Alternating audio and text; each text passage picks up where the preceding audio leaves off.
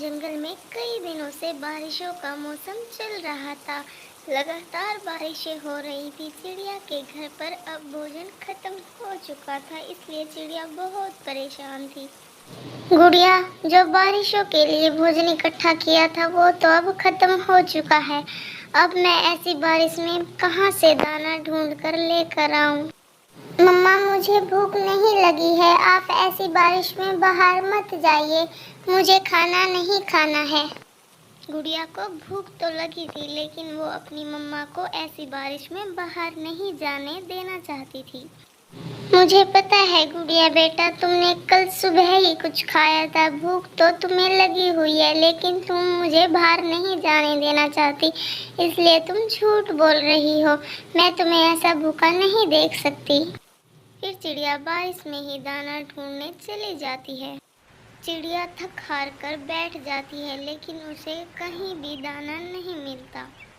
फिर चिड़िया की नज़र हरी हरी घास पे जाती है। दाना तो मुझे कहीं मिला नहीं। ये हरी घास ही मैं घर ले जाती हूँ। मैं मेरी गुड़िया को घास की रोटी ही बनाकर आज खिला दूंगी। भूखे मरने से अच्छा होगा कि हम घास की रोटी ही खा लें।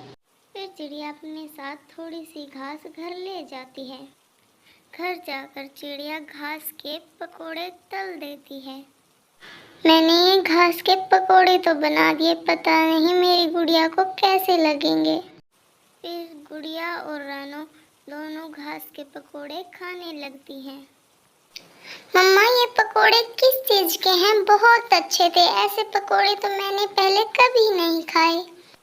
गुड़िया बेटा, ये घास के पकोड़े थे। मुझे जब कहीं दाना नहीं मिला तो मुझे एक जगह घास दिखाई दी और मैं उस घास को घर ले आई और मैंने पकोड़े बना दिए। मैं यही सोच रही थी, पता नहीं मेरी गुड़िया को ये पकोड़े कैसे लगेंगे। मम्मा, ये घास के पकोड़े तो बहुत स्वादिष्ट थे। आप क्यों ना जंगल में घास के पकोड़े बेचना शुरू कर दें? हमारे पकोड़े का काम बहुत अच्छा चलेगा। ऐसी बारिश में सभी पक्षियों को घास के पकोड़े बहुत अच्छे लगेंगे।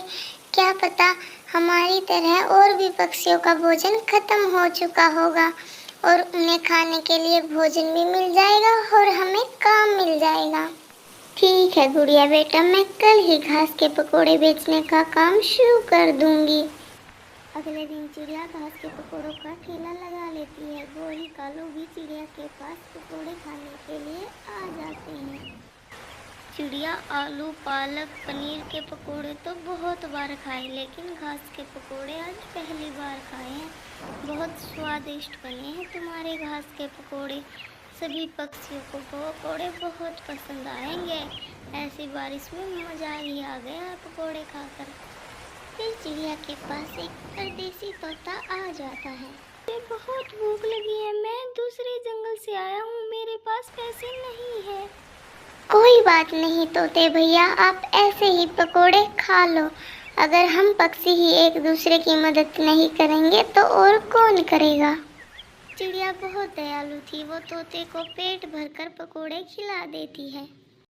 ऐसे ही जंगल में सभी पक्षियों को पता लग जाता है कि चिड़िया घास के पकोड़े बेच रही है और धीरे धीरे चिड़िया का काम बढ़ने लगता है। अब चिड़िया के घास के पकोड़ों का काम बहुत अच्छा चल रहा था। उसके पास दूर दूर से घास के पकोड़े खाने के लिए पक्षी आने लगे थे। दोस्तों, आप मेरे चैनल को प्लीज़ सब्सक्राइब, लाइक, कमेंट कर दीजिए ना।